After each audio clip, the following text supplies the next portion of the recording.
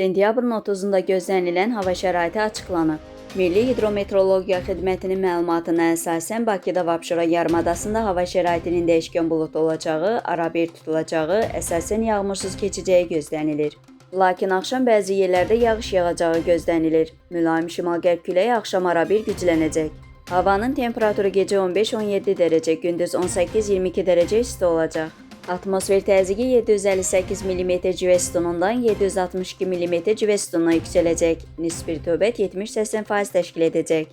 Azərbaycanın rayonlarında havanın əsasən yağmursuz keçəcəyi, lakin gündüz bəzi şərq rayonlarında, axşamdan isə əksər rayonlarda arabir yağış yağacağı, şimşək çaxacağı gözlənilir. Ayrı-ayrı yerlərdə yağışın leysan xarakterli intensiv olacağı, dolu düşəcəyi ehtimalı var. Bəzi yerlərdə arabir duman olacaq, mülayim şərq küləyi əsəcək.